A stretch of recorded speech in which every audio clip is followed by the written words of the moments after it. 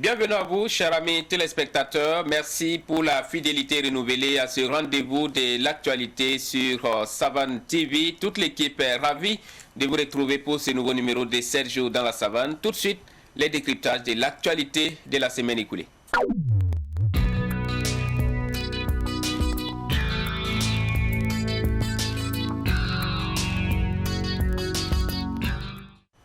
Et c'est Alphonse Ouedraogo qui est avec moi pour débuter les décryptages cette semaine. Bienvenue Alphonse. Bonjour Cambo, bonjour à tous ceux qui nous suivent en ce moment. Et nous débutons par cette actualité, passation de charge à l'autorité supérieure des contrôles d'État et de lutte contre la corruption, l'ASELC. Luc Marius Ibriga a cédé son fauteuil à Philippe Couton-Nion. Le nouveau contrôleur général d'État venait juste de prêter serment devant le Conseil constitutionnel. C'était jeudi dernier. On en sait davantage avec Siblia Kelsey. C'est avec un devoir de reconnaissance envers ses anciens collaborateurs et un sentiment d'une mission accomplie que Luc Marius Ibriga quitte la SELC. L'ancien contrôleur général d'État se réjouit d'avoir eu des collaborateurs engagés dans la lutte contre la corruption.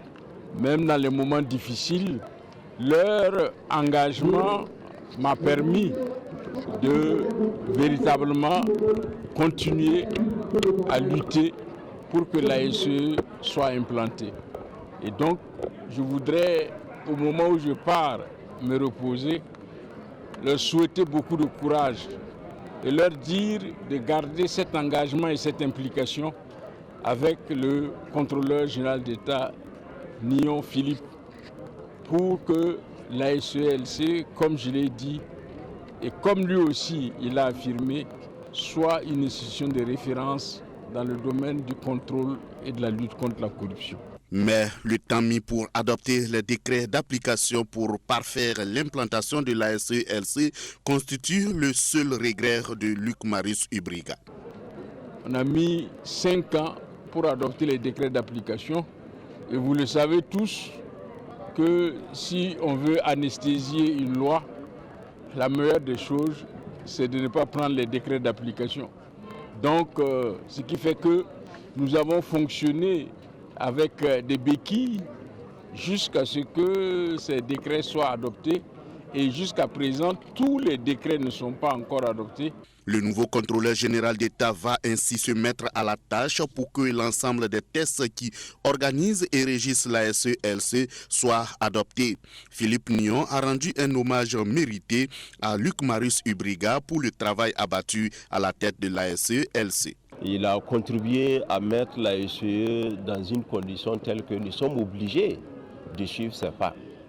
Donc pour les défis qui restent, c'est vraiment via l'adoption de ces textes résiduels, c'est de renforcer le dispositif de contrôle au niveau des différents départements donc de l'ASE.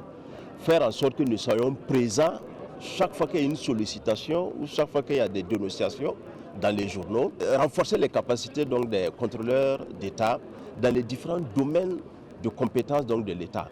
Donc au stade d'aujourd'hui, quand on regarde un peu la composition, il y a la nécessité d'ouvrir pour que d'autres fonctions puissent venir donc à l'ASE afin donc de pouvoir contribuer donc dans les audits qui doivent être naturellement diversifiés. La cérémonie d'installation du contrôleur général d'État Philippe Nion a mobilisé l'ensemble des travailleurs de l'autorité supérieure de contrôle d'État et de lutte contre la corruption. Voilà, Alphonse Ouedraogo, Luc Marius Ibriga quitte l'autorité supérieure de contrôle d'État et de lutte contre la corruption. Alors, quel bilan peut-on faire de son passage à la tête de cette institution? Alors, je pense que quand on écoute les témoignages qui ont été donnés pendant la passation de charge entre professeur Luc Marius Ibriga et le nouveau Philippe Couton-Nion, je pense qu'on a le droit de dire qu'il a fait ce qu'il a pu faire, parce que ce n'est pas un travail aisé. 7 ans pratiquement à la tête de cette institution, Luc Marius Ibriga a travaillé comme il le pouvait, comme les moyens ont été mis à sa disposition, parce qu'il a fallu dans un premier temps organiser d'abord le travail en termes de personnel, ça a été renforcé, en termes de moyens de mécanismes de contrôle. Tout ça, ça a été étudié. Et aussi en termes de suite à donner par rapport aux rapports qui sont produits pratiquement chaque année. Je pense qu'à tous les niveaux, il y a eu une évolution. L'une de ces dernières actions a été cette question, la lutte contre les fraudes au niveau du carburant, Oui, ainsi de suite. contrebande Voilà, de carburant.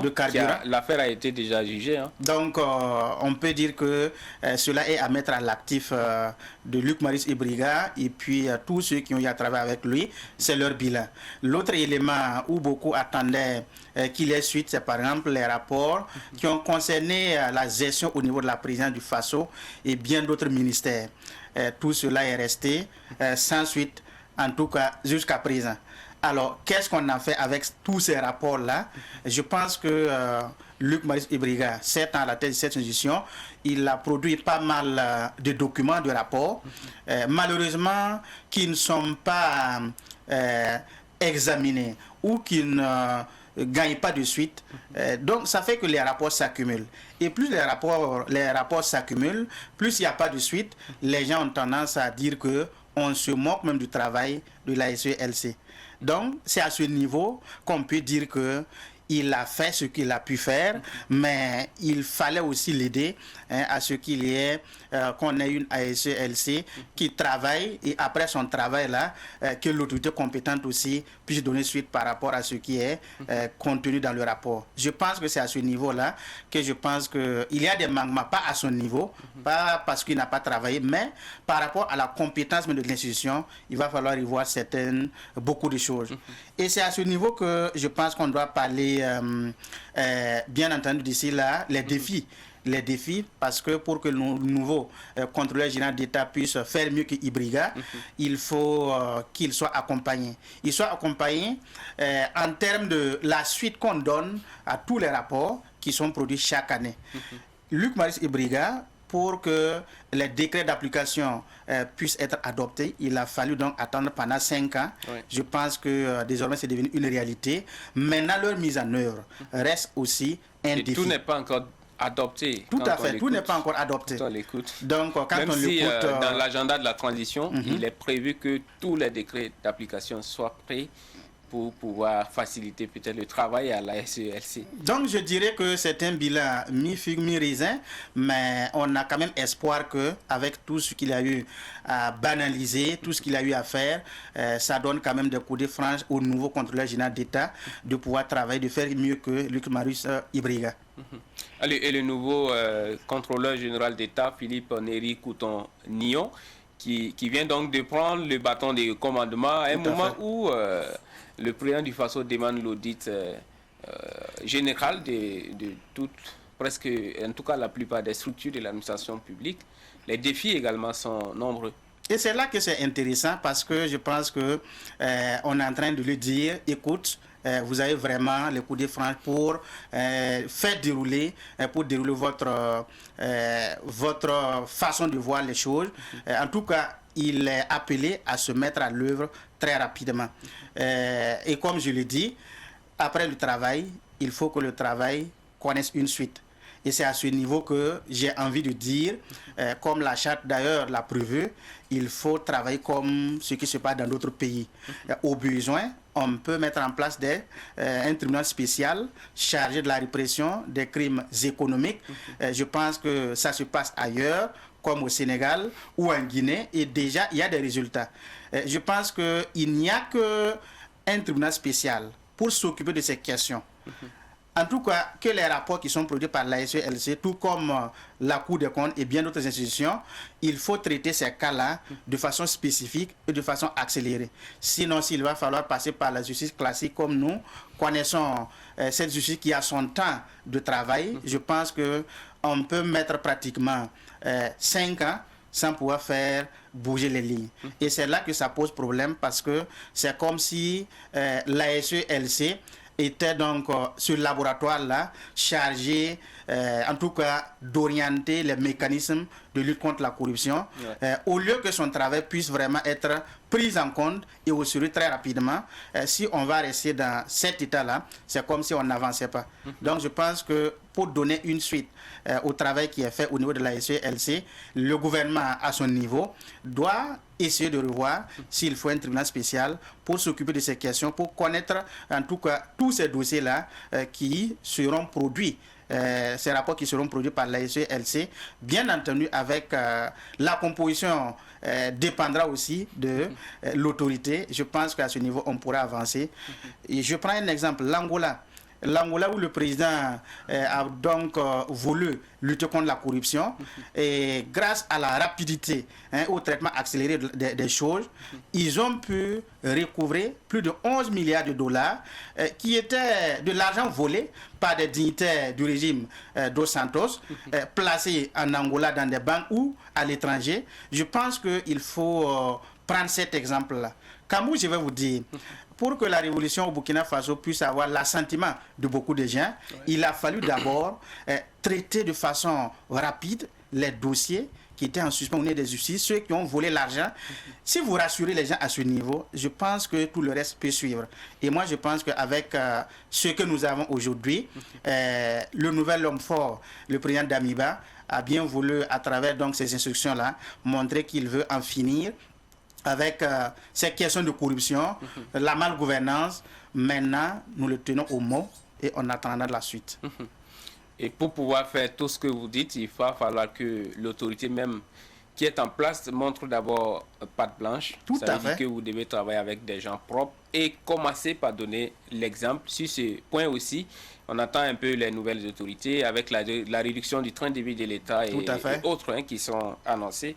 Merci à vous, Alphonse Ouedraogo. Parce que j'allais ajouter, il n'y a pas qu'au niveau des structures étatiques ciblées ou la présence ou les sujets d'État, il y a aussi beaucoup de gens qui partagent l'idée du fait que il faut aller au niveau du ministère de la Défense parce que il n'y a pas qu'ailleurs qu'il y a, en tout cas, des brebis galeuses. Il y en a partout. Donc, je pense que si on veut être juste, on doit permettre à ceux qui vont faire le travail là d'aller là où il le faut, en tout cas, pour nous produire des bons rapports. Oui, qu'il n'y ait plus des secrets de défense qui empêchent le contrôle. Tout à fait. Merci à vous, Alphonse Ouedraogo. Parlons de toute autre actualité à présent et l'on s'intéresse à ce phénomène de plus en plus inquiétant au Burkina Faso, les enlèvements ou disparitions d'enfants qui sont devenus récurrents depuis plusieurs semaines au Burkina et c'est désormais la vigilance dans les écoles maternelles, heureusement. Daouda Yamogo a fait le tour de quelques écoles suivant son reportage avant de retrouver une fois de plus Alphonse Ouedraogo pour en parler.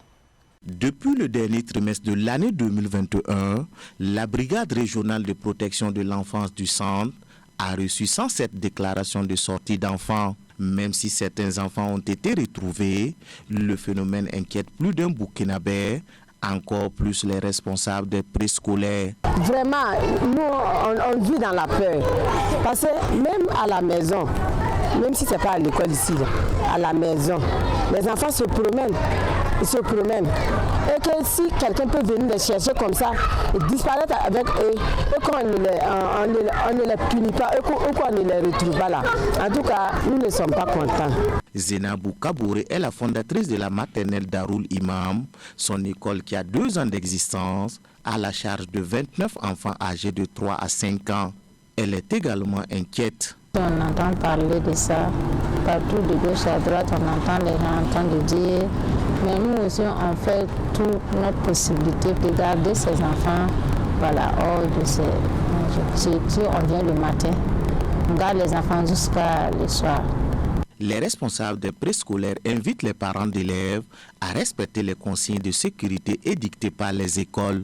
Laurentine Kabouré et Zenabou Kabouré. On a fait des cartes pour les parents et on a dit à ces parents-là, si tu ne peux pas venir, il faut donner la carte à celui que tu veux envoyer pour venir chercher l'enfant. Et que si la carte tombe, si c'est perdu, il faut obligatoirement signaler. Il y a des parents qui se permettent d'envoyer, sans signaler, ils envoient des proches pour venir chercher leur enfant. Nous, on n'accepte pas. cas, le début, il y a des parents qui ne comprenaient pas l'importance de ça.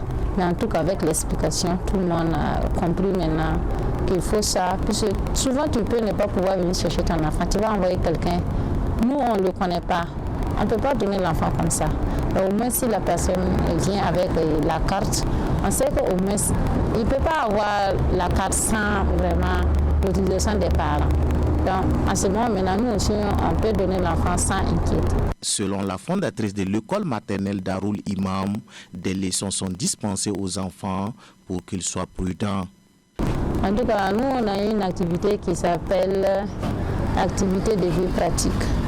Dans l'activité de vie pratique, on profite de ça et on montre les enfants.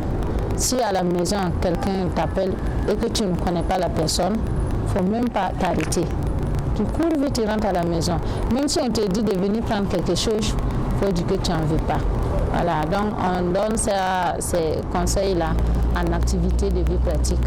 Même à la maison, il y a des parents qui viennent et disent que vraiment l'enfant est venu dire qu'on a dit de ne pas sortir au dehors. Donc, bon, nous aussi, on a compris que les enfants ont compris la leçon. Les parents sont donc appelés à la prudence.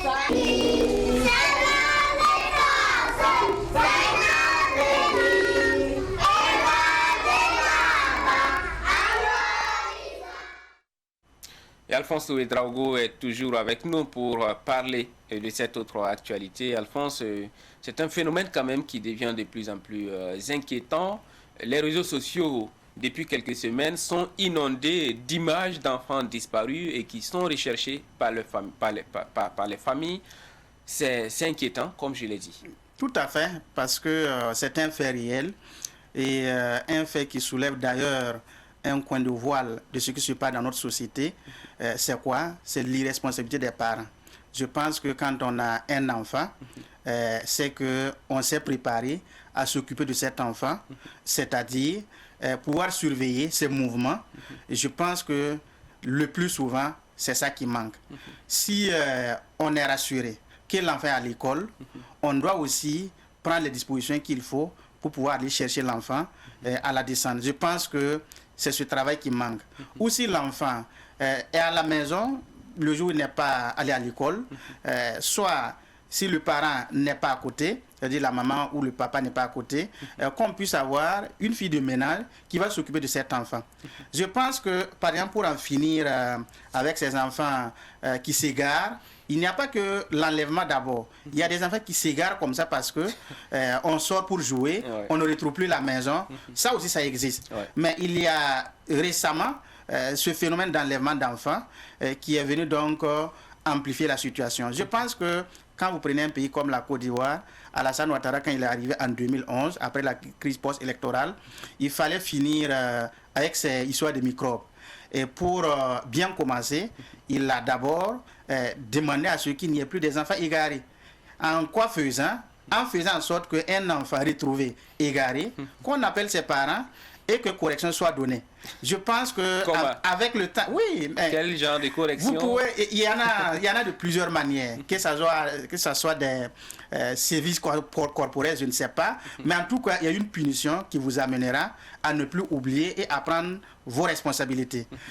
Autrement, ce qui a été proposé au niveau de l'Assemblée nationale, c'est de faire en sorte qu'il y ait des filles de ménage pour ceux qui n'ont pas le temps vraiment de s'occuper de leurs enfants.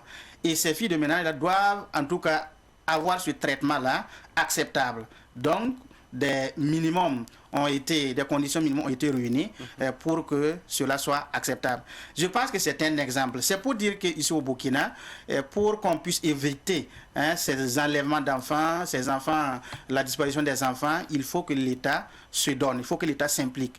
Donc, en s'impliquant, ça peut passer par le fait qu'on va trouver ces mécanismes-là pour que les enfants ne soient plus laissés à eux-mêmes, mais qu'il y ait vraiment un contrôle assidu, que ce soit à l'école ou à la maison. En tout cas, il faut appeler les parents, les mettre face à leurs responsabilités. Tout cela peut faire réduire cette histoire d'enlèvement d'enfants, des enfants qui disparaissent. Je pense que c'est un travail qui incombe tout le monde et je pense qu'ensemble, on peut trouver des solutions. Ensemble, on peut trouver des solutions, mais il va falloir peut-être que les éducateurs au niveau des écoles maternelles ou les écoles primaires soient aussi vigilants que ce qu'on a vu tout de suite dans le reportage, qui disent que tant que celui qui vient chercher l'enfant n'envoie pas la carte d'identité, ou bien la carte d'identité, oui, de l'enfant, Oui. la carte d'identité scolaire, Oui, bien sûr, oui, c'est de un l'enfant, carnet qui permet... voilà, il refuse carrément de donner l'enfant à ce dernier. Ça aussi, c'est une mesure de prudence qui est importante à prendre. Oui, c'est important, mais je dirais que c'est isolé. Parce que quand on parle de cette histoire d'enlèvement d'enfants, il n'y a pas que à Ouagadougou, à Bobo-Dioulasso. Dans les villages, dans les communes, il y a des écoles. Ouais. Il y a des élèves qui font pratiquement 5 km pour aller à l'école. Ben, il faut prendre en compte tous ces aspects-là. C'est pour cela que je pense que pour que ça change, s'il se trouve que le phénomène est répandu dans les villes, il faut prendre des mesures qui puissent vraiment concerner ceux qui sont en ville. Mais si c'est un phénomène qui s'étend un peu partout au Burkina Faso, il faut que ce soit vraiment des mesures d'ordre général. C'est à ce niveau que je dis, les parents doivent s'impliquer, l'État doit jouer son rôle et également les forces de défense et de sécurité aussi doivent faire leur travail. Qu'on ne permette pas à des gens qui puissent sortir hors de Ouagadougou ou rentrer à Ouagadougou ou dans les villes, les autres villes d'ailleurs, avec 2 ou 3 enfants, sans quand même un document. Soit vous êtes son papa. Même un enfant. Oui, même un enfant. Voilà, soit vous êtes son papa, ou en tout cas, il y a un document laissé passer qui vous permette de faire ces va-et-vient-là. Tout cela, ce sont des mécanismes de contrôle pour vraiment réduire au maximum ce phénomène-là. En tout cas, en attendant... Les écoles maternelles, comme on l'a vu dans le reportage, en tout cas certaines écoles essaient de redoubler oui, ça c'est des mesures internes. Mais l'autre question qu'on se pose aussi, c'est pourquoi ces enlèvements d'enfants maintenant? Parce que c'est pour en faire quoi finalement? Parce que quand on voit souvent des vidéos où les enfants sont traités d'une certaine façon, on se demande... j'allais dire, on se rend compte que souvent ces enfants-là, c'est pas pour aller les élever ou les garder. Tout à fait. Parce que quand on voit des enfants, traités d'une certaine façon, ça confirme un peu cela. Alors, pourquoi ces enlèvements? Oui, je me pose également la même question. Pourquoi? Et je pense que pour avoir la réponse, il va falloir travailler. Travailler, c'est-à-dire il y a un travail qui doit être fait. Si il y a des gens qui se donnent, ça donne à des pratiques peu recommandées, qu'on puisse vraiment dénicher ces personnes-là et que ces personnes soient traduites devant les autorités compétentes. Je pense qu'il y a ce travail de fond qui manque. Sinon, ce n'est pas un fait du hasard. Je pense qu'il y a quelque chose qu'il va falloir travailler pour montrer aux gens qu'effectivement, parce qu'il y a ça, voilà donc qu'il y a d'enlèvement d'enfants à tout moment. Sinon, ça quand même, ça mérite vraiment une réflexion, parce qu'on ne peut pas procéder à des enlèvements. À quel but? Je ne vois pas. C'est la question justement. Ouais. Donc il faut peut-être des investigations plus poussées pour que... Tout à fait. Pour savoir si c'était vraiment quelles sont les motivations de ces personnes qui enlèvent les enfants. Ouais, il y a ça qui manque jusqu'à présent. Merci donc à vous, Alphonse Ouedraogo, pour votre passage. Merci bien. Et l'actualité hors du Burkina Faso nous conduit d'abord en Guinée où le colonel Mamadi Doumbouya, le président de la transition, a annoncé jeudi dernier en Conseil des ministres la tenue d'assises nationales à partir du 22 mars prochain, des assises qui auront lieu sur l'ensemble du territoire guinéen. Le programme détaillé et la durée de ces assises ne sont pas encore connus. Elles seront conduites par le Premier ministre, le ministre de l'administration territoriale et le ministre des Affaires étrangères. Les discussions devraient tourner autour des questions de réconciliation nationale et de justice transitionnelle. Quelques jours avant cette annonce, 58 partis politiques ont annoncé le manque de concertation et la vision unilatérale du CNRD dans la conduite des affaires politiques en Guinée. Cellou Dalein Diallo, l'opposant au président déchu, dénonce les refus de définir un chronogramme clair pour le retour à l'ordre constitutionnel. Dans une interview accordée à un média français, il affirme qu'un document parlant d'une transition de 4 à 5 ans, fait planer les doutes sur les intentions de la junte qui a pris le pouvoir en septembre 2021 en renversant le président Alpha Condé. L'opposant guinéen accuse la junte de refuser un vrai dialogue avec les partis politiques. Il révèle ainsi avoir tenté de rencontrer le chef de la junte, Mamadi Doumbouya, mais que celui-ci n'a pas donné suite. L'on en parle avec notre spécialiste des questions internationales, Amadé Adamasoro, qui est avec nous sur ce plateau. Amadé Adamasoro, bienvenue. Bonjour Kambo, bonjour à toutes et à tous. Alors, est-ce que vous comprenez cette démarche de Mamadi Doumbouya ou du CNRD en Guinée, qui prend près de 6 mois pour annoncer enfin des assises nationales, et jusque-là, il n'y a pas de lisibilité, en tout cas du processus de retour à l'ordre constitutionnel en Guinée. En tout cas, c'est le moins qu'on puisse dire. Il n'y a pas de lisibilité. Moi-même, comprendre cette situation, j'avoue que c'est difficile. Il semble que le colonel Doumbouya et son équipe a un agenda qui n'est pas, pour l'instant, porté à la connaissance non seulement de la Guinée, mais aussi de la CEDEAO, dont fait partie, même si la Guinée a été suspendue suite au coup d'État, l'espace communautaire donc, auquel la Guinée fait partie. Donc il n'y a pas de lisibilité parce que, mis à part ces actions commando, pour ainsi dire, qui sont entreprises ici et là, que ce soit pour faire expulser les anciens dignitaires des domaines publics ou pour faire des visites inopinées dans les services, ou pour en tout cas rencontrer les différentes couches sociales du pays, il n'y a pas véritablement d'action politique. Vous avez vu l'installation du CNT qui a fait des gorges chaudes, qui n'a pas encore connu un véritable épilogue. Voilà pourquoi aujourd'hui décider de faire des assises nationales, est-ce que c'est pour prendre l'exemple du Burkina Faso ou bien c'est pour également emboîter le pas au Mali, qui avait auparavant organisé ce qu'on appelle les ANR, Assises nationales de la refondation, ou bien quel est en tout cas le véritable schéma, en tout cas qui est proposé au niveau de la Guinée. Vous savez, c'est ce que la CEDEAO avait donc mentionné, avait souligné, où les appréhensions de la CEDEAO se sont avérées un peu réelles, puisque on crée en fait un effet domino dans la sous-région ouest africaine. Et aujourd'hui, avec les 3 ans qui sont accordés à la transition du Burkina Faso après les assises, même si on n'a pas encore officiellement la position de la CEDEAO, mais je pense que c'est acté puisque c'est suite à des assises nationales, suite à un travail, je ne dirais pas consensuel, mais au moins ce qui a recueilli l'adhésion de la majorité de ceux qui ont pris part, en tout cas, à ce processus-là, que cette période a été donc définie.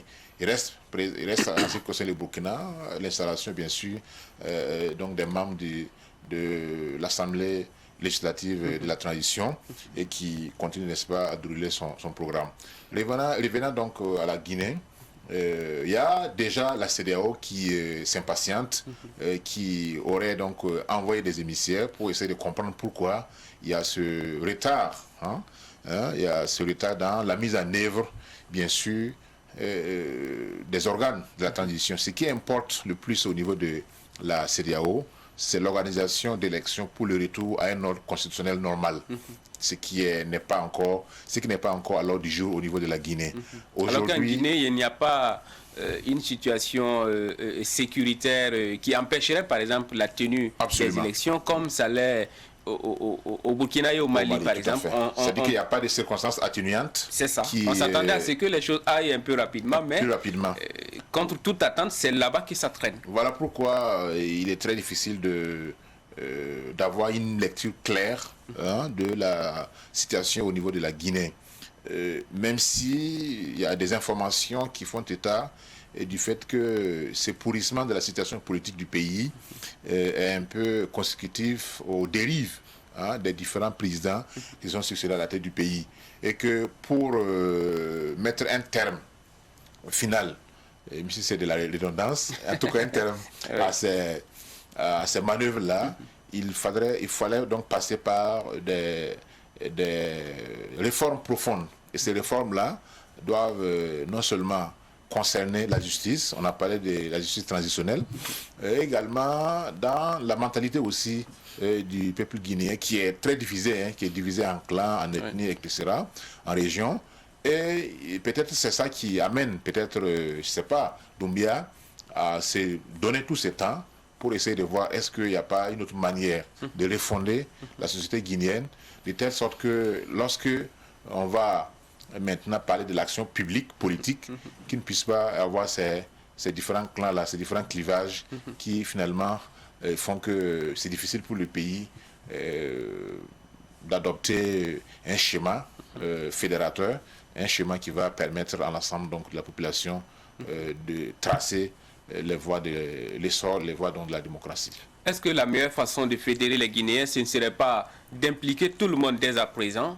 Parce que quand vous écoutez Cellou Dalein Diallo, qui a été celui-là qui s'opposait un peu farouchement à Alpha Condé, mais qui dit aujourd'hui avoir demandé même à rencontrer Mamadi Doumbouya, qui n'a pas donné suite à sa requête. Pourquoi cette méfiance vis-à-vis des opposants à l'ex-président qui l'a lui-même chassé?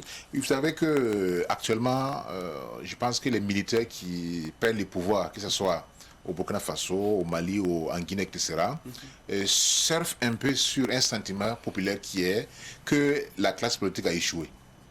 La classe politique a échoué dans son ensemble, majorité comme opposition, et cela, en réalité, donne un peu de marge à ces militaires-là, de dire que pour que le jeu démocratique revienne dans son cours normal, il faut assainir le milieu.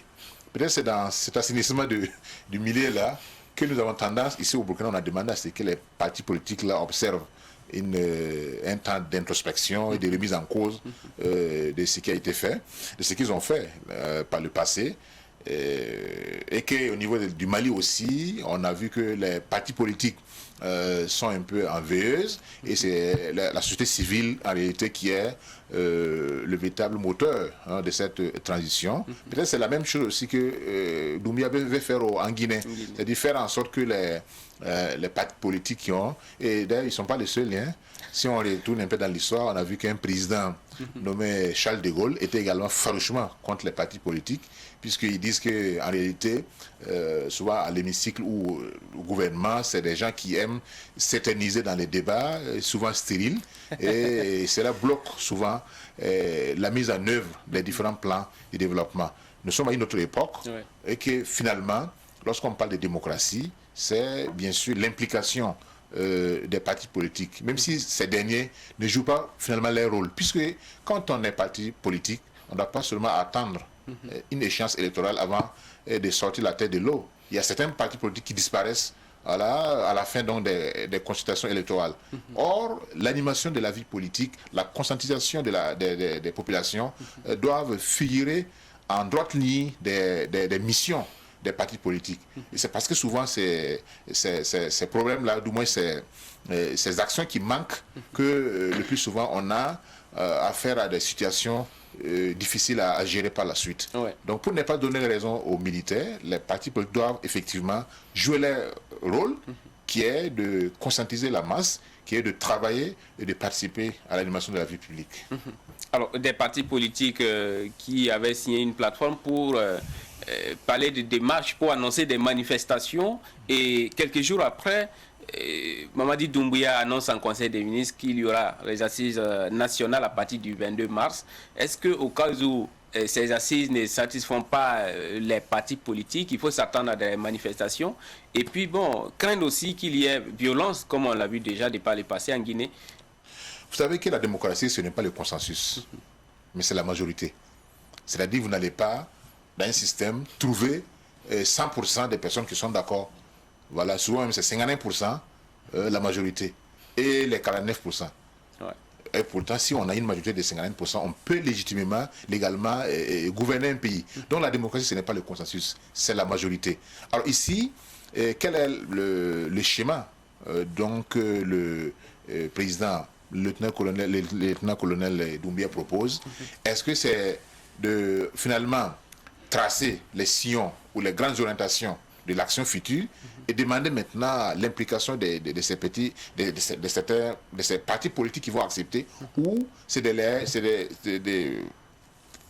adopter en fait les conclusions de ces assises-là et finalement gouverner par décret, puisque actuellement c'est ce qui se passe en réalité, ou par ordonnance, parce qu'il serait venu pour assainir le milieu, et que s'il faut que chacun, que tous les partis, que tous les pans de la société s'engagent dans des assises, dans des rencontres, dans des forats, à n'en pas finir, est-ce qu'on va s'en sortir? C'est la grande question qui est posée. Donc je pense que les jours à venir vont nous déterminer lorsque les grands points de ces assises-là seront déclinés, pour que nous puissions savoir réellement qu'est-ce qu'il veut faire, qu'est-ce qu'il vise à travers ces différentes assises-là.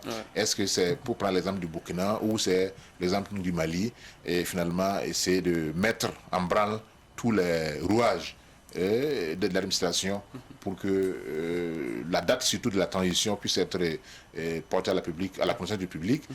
À ce moment, peut-être les critiques vont diminuer. M. Loudalen Diallo parle d'un document non officiel, mais qui parle d'une durée de 4 à 5 ans pour la transition en Guinée. On attend à ce que cette durée-là soit divulguée, soit portée à la connaissance, pour que nous puissions commenter sur cette échéance. Merci à vous. On espère qu'avec les assises, en tout cas qui vont commencer à partir du 22 mars en Guinée, on pourra voir clair sur la transition dans ce pays. Merci à vous, Amadé Adamassoro. Nous allons partir du côté de l'Europe pour parler de cette guerre qui continue de faire rage en Ukraine. Les troupes russes se préparent pour l'offensive de Kiev, la capitale ukrainienne. Côté ukrainien, on prépare la défense de la capitale, et dans le reste du monde, les efforts diplomatiques sont consentis. Les ministres russes et ukrainiens des Affaires étrangères se sont rencontrés cette semaine en Turquie sous l'égide du président turc Recep Tayyip Erdogan, qui tentait d'arracher un cessez-le-feu. Mais les négociations n'ont rien donné. Le président sénégalais Macky Sall, président en exercice de l'Union africaine, a également téléphoné au président russe Vladimir Poutine pour tenter de faire entendre la voix de l'Afrique dans ce conflit. Je vous propose quelques images de cette guerre avant d'en parler avec Amadé Adamassoro.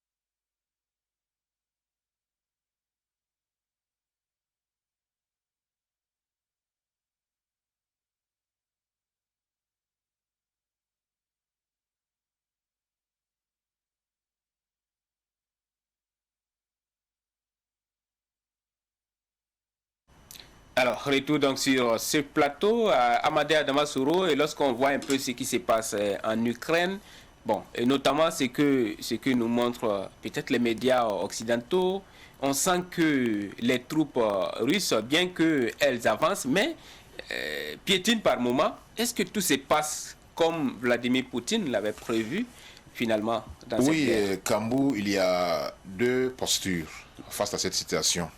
Il y a, bien sûr, comme dans toute guerre, comme dans tout conflit, il y a deux camps. Il y a le premier camp qui soutient la Russie, notamment les actions de Vladimir Poutine. Et pour ce camp-là, c'est une légitime défense, même si c'est Poutine qui a été le premier à envoyer ses soldats sur le sol ukrainien, et que c'est une conséquence logique, ou une suite logique des actions antérieures qui ont été menées pour saper la sécurité interne de la Russie. Et le deuxième camp, c'est le camp bien sûr occidental, qui estime qu'en réalité, Poutine, c'est un dictateur, c'est un autocrate, et un fou furieux, et un va-t-en-guerre, les qualificatifs ne manquent pas, pour dire en réalité que c'est un président qui est nostalgique de la période soviétique, où le monde était bipolaire, partagé par le camp de l'Est, représenté par l'Union soviétique, et le camp de l'Ouest représenté par les États-Unis. Aujourd'hui, ce n'est plus le cas, même si le monde n'est pas véritablement unipolaire, puisqu'il y a des forces nouvelles qui émergent sur la scène internationale.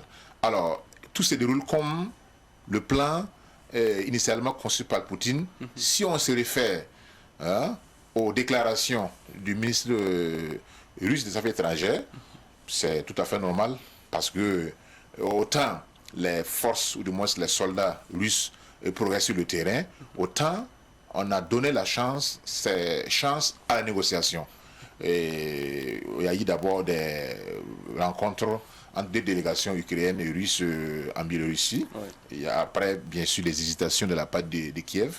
Et ensuite, récemment, donc, cette rencontre dont vous avez parlé, qui a effectivement réuni en Turquie les deux pays belligérants. Alors, qu'est-ce qu'il faut entendre par là? Il faut revoir la toute première déclaration de guerre qui a été faite par Poutine. Pour lui, il n'est pas question d'occuper l'Ukraine. Il est question, je reprends ces mots, de dénazifier l'Ukraine. C'est-à-dire de décapiter les pouvoirs en place. Parce que Volodymyr Zelensky serait, alors, pour le moins, complaisant face à des mouvements néonazistes qui n'hésitent pas à bien qu'il soit un juif. Enfin, oui, tout à fait. Bien qu'il ait la nationalité israélienne, qu'il soit d'origine juive, etc. Et que finalement, toutes ces actions n'ont pas été accomplies, n'ont pas été faites à l'insu de l'Occident. Il y a des informations, documentées d'ailleurs, qui prouvent qu'il y a eu des livraisons d'armes de la part notamment des États-Unis, de la part de certains pays de l'OTAN. Avant la guerre. Avant la guerre, effectivement. Et bien sûr que le service de renseignement, lui, c'est l'un des plus développés du monde, est au courant effectivement de tout ça. Pour eux, c'était vraiment une attaque qui était préparée, même si ce n'était pas l'Ukraine qui allait attaquer, bien sûr, la Russie, et que finalement, on s'est rendu compte que nous sommes dans un bourbier. Pourquoi? D'après les informations qui sont distillées un peu partout, il semblerait qu'il y ait des actions en préparation, notamment sous l'égide de l'OTAN, non pas pour intervenir directement en Russie, mais pour protéger les pays, notamment les pays baltes, l'Estonie, la Lituanie, etc., mais aussi la Pologne, la Roumanie et la Moldavie, qui sont un peu pas loin donc de la Russie, au cas où il y aura, en tout cas, où la situation va dégénérer. Parce que Poutine a été clair, toute personne, tout pays qui va apporter un soutien militaire, voilà, tout convoi militaire en destination donc de l'Ukraine est une cible militaire pour les forces russes. Oui. Alors donc, d'après ce qu'il a dit, donc je revenais sur la teneur de la déclaration faite par Poutine au lendemain, enfin, avant de lancer l'opération militaire. C'est pour le 24 février, absolument, pour dénazifier l'Ukraine, selon ses termes, et pour aussi démilitariser l'Ukraine et la neutraliser. Ici, neutraliser, c'est pas anéantir, mais plutôt la rendre neutre, comme un peu la Finlande, ce qu'on appelle la finlandisation de l'Ukraine. Parce que c'était une ligne rouge pour Moscou, qui ne devait pas avoir un déploiement massif de dispositifs anti-missiles, anti-défense aérienne de la Russie. Alors donc, dans ce cadre, nous pouvons donc, si on se base sur la version russe, ça se déroule comme prévu. Mais si on se base sur la version occidentale, c'est plutôt une résistance farouche qui a commencé même à semer les doutes donc dans la tête de Poutine, qui ne pensait pas qu'il y allait avoir cette résistance.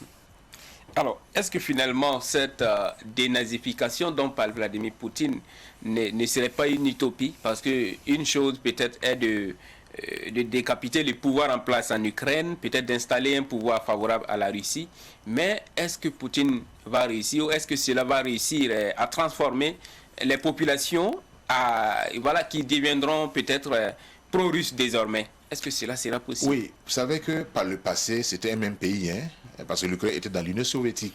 Et il y a sur le territoire ukrainien des régions, notamment de l'Est, qui sont des régions pro-russes, où il y a une grande majorité de Russes dans ces pays-là. Donc si on allait même faire un référendum, peut-être ces régions-là, je parle de Donbass, Donetsk, Lugansk, etc., ces pays-là, ces régions donc autonomes, qui ont bien sûr déclaré leur indépendance, ces pays-là vont forcément rallier la Russie. Mais dans l'ouest aussi de l'Ukraine, c'est vrai que ces personnes-là, ou du moins ces régions, sont des régions plutôt occidentalistes, tournées vers l'Europe, vers l'OTAN. Mais même dans ces régions-là, il y a une minorité d'Ukrainiens qui estiment que entre la Russie et l'Ukraine, c'est le même espace culturel, c'est le même espace historique. Donc, même s'il y a un travail qui est fait au niveau donc de l'Occident pour effectivement changer un peu la mentalité de ces personnes-là, pour qu'ils se tournent vers le monde libre, puisqu'ils appellent l'Occident le monde libre, où il y a la démocratie, où il y a la prospérité économique, ce qui aussi reste à vérifier, parce qu'il y a aussi des pays comme la Grèce, comme l'Albanie, comme d'autres pays, la Hongrie, qui sont dans des difficultés économiques actuelles. Donc il y a deux tendances, à l'intérieur voilà, de l'Ukraine. Mais quand on voit tous ces bombardements, ces destructions d'immeubles, bon, si c'est vrai, est-ce que cela ne va pas amener d'autres qui étaient pro-russes à se tourner désormais vers le camp occidental? C'est aussi le risque qui est là. Voilà pourquoi il y a des analystes politiques qui disent que c'est une erreur fatale d'engager cette offensive russe-là en Ukraine, parce qu'il y a des sympathisants, comme vous avez dit, qui disaient qu'il y avait assez de points communs entre la Russie et l'Ukraine, et que si, par exemple, il y avait une possibilité qui a été offerte à ces personnes-là, elles allaient voter pour un retour. Mais avec cette action militaire, dont les conséquences sont désastreuses, nous tous on voit à la télé comment est-ce que ces bombardements, ces offensives-là ont créé. Il y a plus de 2 millions de réfugiés actuellement ukrainiens qui sont un peu éparpillés dans les pays voisins, notamment la Pologne, et que ça a même soulevé un débat même parfois raciste, sur le plateau de télévision, où on estimait que les Ukrainiens, comme c'était des Européens, on pouvait les accueillir sans problème, contrairement aux Afghans, Syriens et autres Africains qui fuient également des atrocités. Même s'il n'y a pas en réalité d'affinité culturelle entre l'Ukraine et l'Europe occidentale, il n'y a même pas d'affinité, effectivement. Il y a certaines personnes qui disent qu'ils seraient plus proches des Sénégalais ou des Marocains que d'Ukrainiens. Ils ne partagent ni la langue, ni la culture, ni l'histoire. Voilà. Ce que les gens oublient en fait, en réalité, il y a une continuité continentale au niveau de l'Europe, jusqu'en Russie.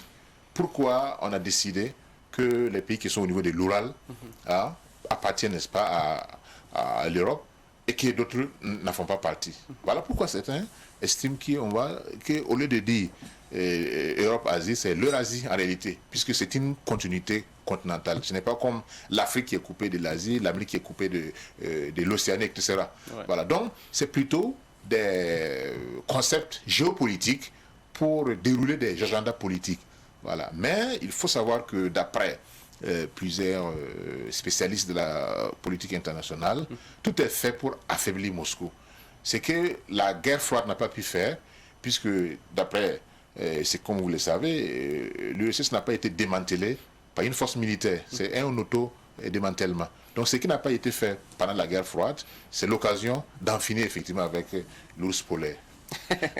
Alors, est-ce que on a senti que si les Ukrainiens, à travers leur président Volodymyr Zelensky, a engagé cette résistance ou cette confrontation avec la Russie, c'est parce qu'au début, ils avaient pensé qu'ils auraient ce soutien occidental qui allait venir après. Aujourd'hui, est-ce que les Occidentaux ont des moyens de soutenir l'Ukraine sans être considérés comme une partie belligérante dans si cette vous voyez guerre? les différentes déclarations, dès les premiers moments des combats, Biden a dit que non, les États-Unis ne vont pas envoyer des troupes au sol.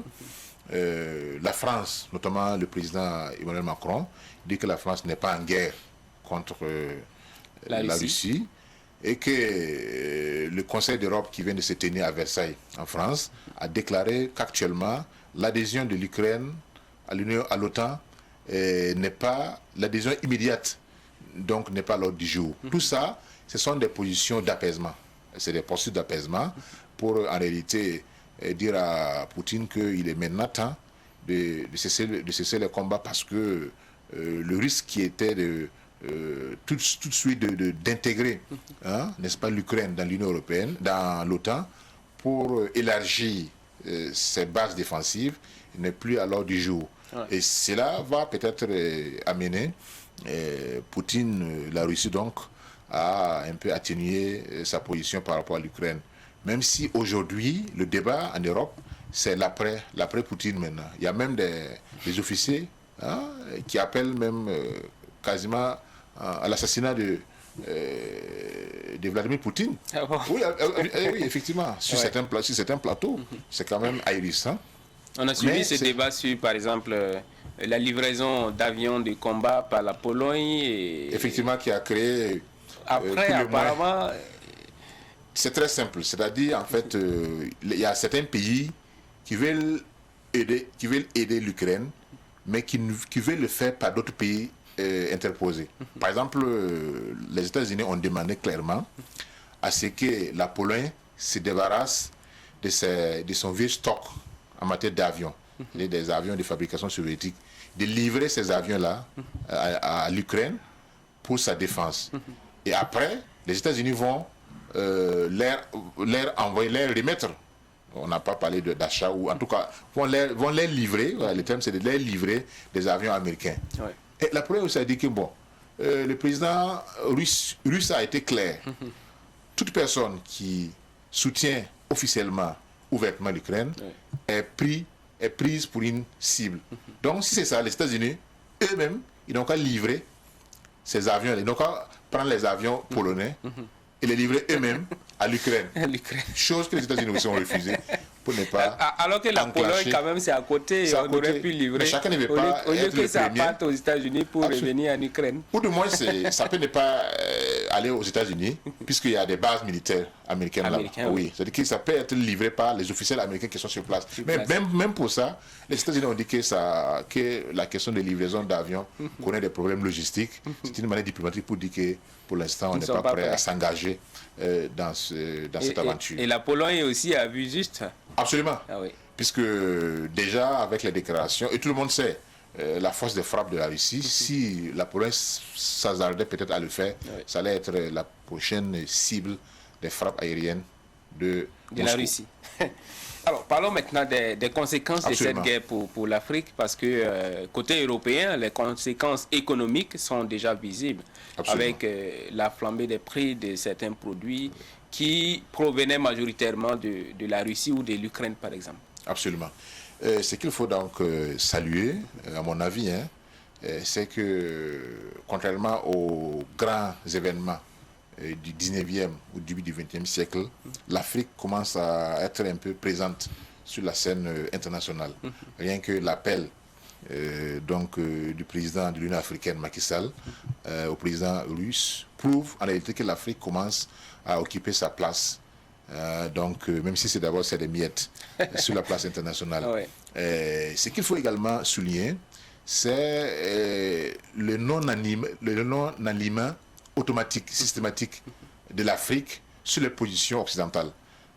Presque la moitié des pays africains, presque, c'est un peu moins, n'ont pas condamné la guerre, du moins l'intervention militaire. Il n'y a que 28 qui ont condamné en votant pour cette résolution à l'Assemblée générale des Nations Unies. Donc c'est déjà quelque chose de remarquable. J'écoutais un ministre européen qui disait que même l'Afrique, on l'a perdu. Avant, c'était vraiment un aliment systématique. Voilà. Aujourd'hui, ce n'est plus le cas parce que chaque pays essaie de voir toutes les analystes là le disent, l'Europe est en déclin, enfin l'Occident est en déclin. Et quelle est en fait la force alternative?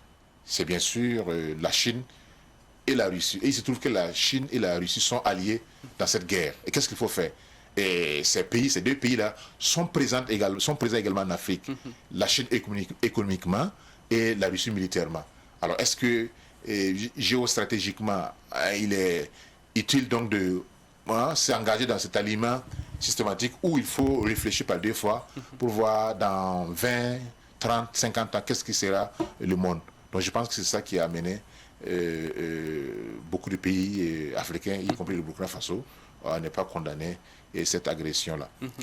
C'est une agression aux yeux du droit international, puisque lorsque les soldats d'un pays se trouvent dans un autre pays sans mandat de l'ONU ou sans légitime défense réelle, alors c'est une agression. Alors, donc, ce que l'Afrique peut tirer comme dividende, c'est de poursuivre effectivement dans cette tendance à ne pas s'aligner systématiquement sur les positions de la Russie ou de l'Occident, si toutefois les intérêts sont menacés. Il y a beaucoup de pays qui ont déjà des contrats militaires avec la Russie, avec d'autres pays, avec la Chine. Donc si aujourd'hui, la Russie et la Chine ont plusieurs fois volé au secours au Conseil donc, de sécurité de certains pays africains, comme le Mali par exemple. Donc en ce moment, même certains pays comme Israël, qui est un peu proche également de l'Ukraine et de la Russie, n'a pas condamné ou a condamné in extremis cette parce que l'Israël par exemple fait la même chose en Palestine, donc ce serait paradoxal tout à fait. Si l'Israël condamnait l'action russe. Et également Israël sait que la Russie est l'allié de Bachar al-Assad, qui est donc le président syrien, et que dans cette zone-là, mieux vaut avoir de bons rapports avec la Russie, parce que si la Russie va déployer toute sa force militaire, ça peut changer la donne sécuritaire au niveau de la région du Proche-Orient. Or, actuellement, c'est Israël qui est considéré comme la main la plus puissante. Et ça, c'est bien sûr avec l'aide de l'Occident, notamment les États-Unis. Alors, en Afrique, par exemple, avec les sanctions qui ont été prises tous azimuts contre la Russie, est-ce qu'il faut s'attendre à une flambée des prix de certains produits? Bien sûr, parce que nous sommes... cette guerre doit durer surtout. Oui, puisque si nos partenaires essentiels ou traditionnels, qui sont les Européens, sont frappés par les sanctions, puisque ces sanctions qui sont adoptées contre la Russie retournent effectivement contre ces pays-là, notamment l'importation de beaucoup de matériel. Il faut savoir que ça va se répercuter aussi sur l'Afrique. Déjà, on parle donc de la flambée du prix donc, du baril, du pétrole, et que les États-Unis même commencent à faire des yeux doux envers certains pays qui ne sont pas considérés comme des alliés, comme Venezuela et comme Iran, en demandant à ce que ces pays-là augmentent leur production en termes donc de pétrole. Ces pays aussi ont refusé. Vous vous souvenez qu'il y avait une opération... Surtout pas le Venezuela. Venezuela dont le régime a été sanctionné souvent par la Russie. Voilà, tout à fait. Donc, c'est sanctionné par les États-Unis. Absolument, absolument. Donc c'est pour dire que faut que, oui, on doit s'attendre à ce qu'il y ait une flambée extraordinaire des prix, notamment le prix du blé, par exemple, dont la Russie et l'Ukraine sont les plus grands producteurs du monde.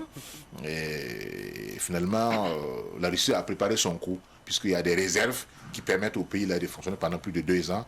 Or, l'Allemagne dépend de plus de 55% du gaz et du pétrole russe, la France autour de 13%, et que si vraiment le président russe l'a déclaré, pour l'instant, le pétrole et le gaz, eux, ne sont pas concernés par les sanctions ou les contre-sanctions qui ont été adoptées par la Russie. Continue de livrer, c'est ce que ça veut dire. Continue de livrer, absolument.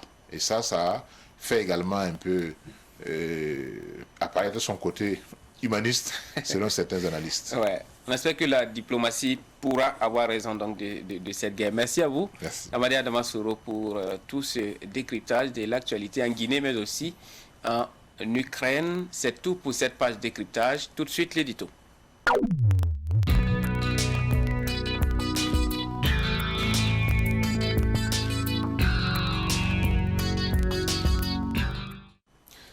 Et l'édito de la semaine, c'est avec le directeur de l'information de Savane Média qui est déjà installé sur ce plateau. Bonjour à vous, Soumaïla Arabo, et bienvenue. Bonjour, Verkojo Kambou, merci. Bonjour à toutes et à tous. Alors, l'édito de cette semaine parle de la fonction publique burkinabé et vous dites qu'il faut changer de paradigme. C'est ça, Verkojo Kambou. C'est intéressant d'en parler maintenant, surtout que nous avons un syndicaliste de haut vol, Bassol Mabazié, à la tête du ministère de la fonction publique. Mais là n'est pas en fait la question, c'est un problème permanent qui est posé et probablement ça ne va pas se régler avec Bassol Mabazié.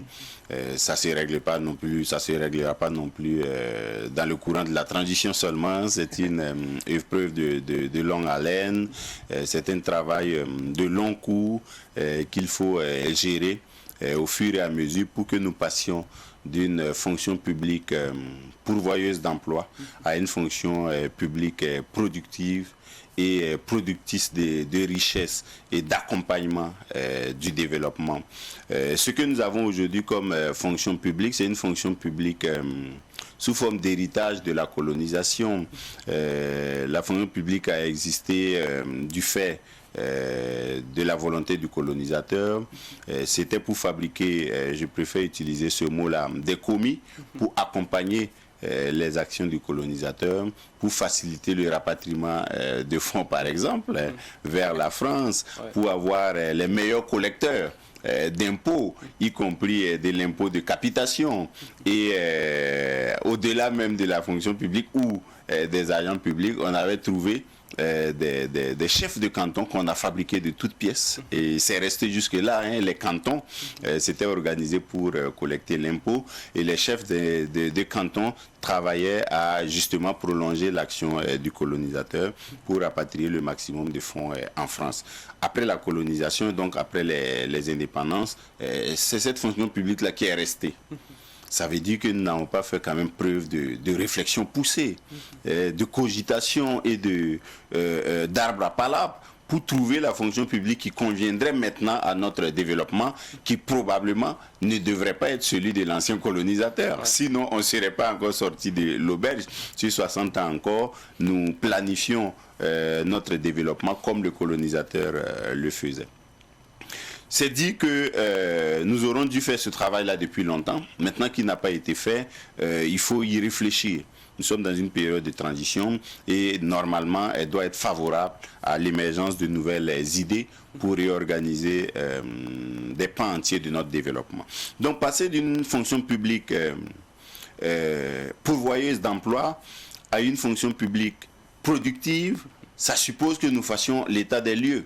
L'état des lieux aujourd'hui, ce n'est pas un effectif pléthorique, loin s'en faut, parce que quand vous regardez les défis de notre développement, peut-être que les 200 000 fonctionnaires que nous avons ne suffisent même pas à impulser le développement que nous voulons, si nous sommes vraiment ambitieux. Mais il se trouve que les agents publics que nous avons sont pour beaucoup des gens qui se tournent les pouces. Et dans beaucoup d'administrations, c'est comme s'il y avait plus d'agents qu'il n'y avait de travail. Peut-être parce qu'on n'a pas clarifié la quantité de travail qu'il faut, parce que nous n'avons pas planifié suffisamment la qualité du travail qu'il faut, parce que nous n'avons pas organisé le management de sorte que chaque poste et chaque agent soit, à chaque poste et à chaque agent soit affecté des objectifs et des résultats précis, de sorte que chacun apporte un peu à notre développement. Ce n'est pas encore le cas. On est dans un système comme si chaque année, c'est vrai, les administrations font des propositions d'agents publics à recruter, les effectifs, les profils, et puis on rassemble ça au niveau du ministère de la fonction publique, et puis on lance des concours. Et c'est comme si on ne réaménageait pas, où on ne remettait pas en cause ce mécanisme-là. Et donc, on se retrouve souvent avec des postes qui sont fournis ou pas, avec un ou plusieurs agents à la fois pour le même poste, mais avec un travail qui n'est pas un travail qui permet de progresser dans l'œuvre de développement. C'est ça qu'il faut relever comme état des lieux. L'autre état des lieux, c'est qu'il n'y a pas suffisamment d'ouverture dans notre fonction publique. Vous savez, il y a des fonctions publiques, comme aux États-Unis, comme dans d'autres pays, qui sont relativement plus avancés que nous, qui sont ouvertes, où les gens peuvent aller et revenir, aller dans le privé et revenir dans la fonction publique. Chez nous, nous avons fait une petite ouverture pour permettre aux gens de demander des disponibilités pour aller et revenir au plus 2 fois. Et c'est bon, c'est un bon début, mais ce n'est pas suffisant. Je crois qu'on peut améliorer là aussi. Et puis, c'est même l'organisation mentale des jeunes qui sont en quête d'emploi.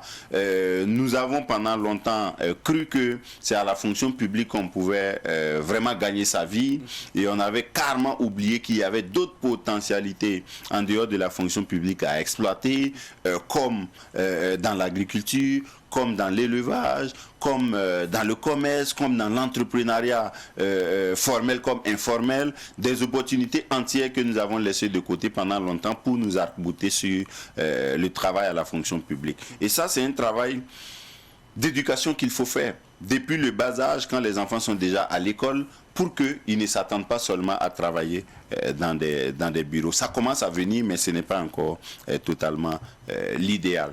Et puis, il y a le fait qu'aujourd'hui, la fonction publique est telle que le discours selon lequel les salaires des fonctionnaires grèvent l'essentiel des recettes propres de fonctionnement, c'est un peu plus de la moitié, prospère. Ce discours-là, il est entendu, il est accepté dans de nombreux milieux. Et on est tenté de dire même qu'il tient. Vous voyez, alors qu'il est un peu relatif. Si on relativise, on creuse un peu plus, on va voir que ce n'est pas exactement ça. Mais il y a un peu de vérité là-dedans. C'est parce que la fonction publique n'est pas productive. Si elle était productive, on n'aurait pas vu les charges qu'elle constitue. Parce qu'en réalité, ça ne doit pas être un boulet au pied de l'État. Ça doit être un moyen que l'État utilise pour tirer vers le haut toutes les activités de production nationale, surtout au niveau économique. Et c'est là que je dis maintenant à quel paradigme nous devons nous attacher aujourd'hui. C'est le paradigme de la production, où on met la fonction publique au travail, où on met la fonction publique dans la position d'accompagnement de tous les acteurs économiques. Je prends des exemples. Quelqu'un a voulu demander l'autorisation de créer d'abord, ensuite d'ouvrir son école. Et puis un fonctionnaire lui dit, bon, vous êtes dans le privé, vous gagnez beaucoup d'argent, bon, une fois que je vais vous donner l'autorisation, si vous ne me donnez rien en retour, bon, moi je vais aller à la retraite, je n'aurai rien, vous allez avoir tout le temps des élèves, et puis ils vont payer la scolarité, vous allez être riche, et puis moi je vais vous regarder dans votre grosse voiture. Est-ce que vous voyez un peu l'esprit? Ça veut dire que pour le fonctionnaire là, celui qui travaille dans le privé, c'est celui qui gagne le plus. Lui qui est fonctionnaire là, il est le perdant dans le jeu, et c'est le moment, au moment de signer l'autorisation là, c'est le moment pour lui de tirer le maximum de sous de l'entrepreneur de l'éducation là, sinon après il risque de tout perdre. Donc le fonctionnaire là n'a pas compris que son rôle, c'est un rôle d'accompagnement des acteurs économiques, de sorte que si les acteurs économiques là progressent, font avancer le pays gagne suffisamment pour lui-même améliorer son salaire. Encore que c'est pas forcément au salaire qu'on doit tout ramener. Si vous êtes dans un pays où il y a une éducation de qualité, où il y a des entrepreneurs privés qui sont dans l'éducation mais qui sont bien surveillés, qui font pas n'importe quoi, du commerce comme on en voit par-ci par-là, ça veut dire que vous-même, vos enfants vont se retrouver dans des écoles de qualité, où les choses marchent. Vos petits-enfants vont se retrouver dans des écoles qui sont suivies par l'État, où on ne fait pas n'importe quoi. Et puis, ce sont ces enfants et ces petits-enfants-là qui vont après s'occuper de vous, même si vous n'avez pas des tonnes d'argent. Vous voyez, c'est une réflexion qu'il faut mener autrement pour que les agents publics comprennent qu'ils doivent accompagner le secteur privé, pour que le secteur privé obtienne tous les éléments de documents qui facilitent le travail, que ce soit des commerçants qui veulent exporter ou qui veulent importer, il faut que le fonctionnaire les accompagne, que ce soit des entrepreneurs qui veulent créer leurs nouvelles entreprises ou qui veulent des autorisations ou des dossiers pour commercer avec l'État. Ça veut dire qu'on doit les accompagner. Et c'est de cette façon-là que l'État va avoir le maximum de ressources pour mieux gérer ensuite tous les pans de notre développement. Je prends un deuxième exemple. Le génie militaire, par exemple, qu'on a connu très actif sous la révolution démocratique et populaire, un peu en berne. Et on ne le voit pas suffisamment. C'est vrai que le président d'Amiba a nommé tout récemment un nouveau patron du génie militaire, mais le génie militaire, il me semble, ne doit pas avoir suffisamment de moyens financiers et matériels pour vraiment être visible sur le terrain. Agir surtout dans le contexte où nous sommes pour accompagner ceux qui sont en guerre. Parce que le génie militaire aussi est en guerre pour faire ce qu'il faut faire. Regarder les routes, les ponts, et aider à déminer et accompagner les forces de défense et de sécurité, puisque le génie lui-même y est, dans tout ce qu'il faut faire pour que nous sortions de ce pétrin-là. Ça, c'est un deuxième exemple. Et il y en a beaucoup qui montrent que notre fonction publique-là n'est pas encore dans la dimension d'accompagner le développement. Et c'est parce que ça n'a pas été bien pensé au sommet de l'État que nous sommes encore à ce stade-là où non seulement ceux qui ne sont pas encore à la fonction publique courent pour y aller parce qu'ils pensent que c'est le lieu où on se repose pour gagner le maximum d'argent et puis faire même des affaires éventuellement. Bon, et puis pour les autres, ils pensent que bon, c'est le lieu où il faut rester tout le temps, alors qu'on peut aller et venir, ou on peut être agent public et puis faire d'autres activités qui sont prévues dans les textes, comme l'agriculture, comme l'élevage, comme la littérature, comme la consultation, etc. Donc ce sont des perspectives qui donnent assez de marge de manœuvre aux fonctionnaires. Donc si nous réfléchissons dans ce sens-là, nous ne nous retrouverons pas comme il y a quelques années, en tant qu'acteurs politiques, ce que nous avons vu ici, en train de critiquer le gouvernement qui a diminué le nombre d'agents publics à recruter d'une année à l'autre. C'était le cas il y a à peu près 4-5 ans. Ouais. Voilà, on ne va pas critiquer ça, parce que l'argent qu'on va éventuellement économiser va accompagner le privé dans l'entrepreneuriat, par exemple, des jeunes. Je crois que l'un dans l'autre, si nous changeons notre regard, si nous gérons bien, dans la vérité, comme j'ai dit par le passé, et dans l'honnêteté, la probité et l'intégrité, nous allons voir que les ressources que nous allons créer à travers une fonction publique efficace, donc productive, là, ça va nous aider à accompagner le privé. Et de la même façon, l'argent que nous allons gagner à travers le dynamisme du secteur privé, là, va réalimenter le service public et donc l'administration publique. C'est de cette façon-là qu'on va aller vers le développement, mais pas en chacun restant de son côté, en s'occupant de lui-même. Ça ne nous mènera pas loin du tout. Ça ne nous mènera pas loin du tout. L'édito cette semaine qui évoquait la fonction publique burkinabé. Et vous dites qu'il faut changer de paradigme. Cela signifie concrètement qu'il faut passer d'une fonction publique pourvoyeuse d'emploi à une fonction publique productive qui puisse accompagner le développement. Merci à vous pour l'édito de cette semaine. Merci à toutes et à tous. C'est tout donc pour l'édito. Chers amis téléspectateurs, vous n'aurez pas à faire débat cette semaine. Toutes nos excuses. On se retrouve dimanche prochain pour un nouveau numéro de 7 jours dans la savane.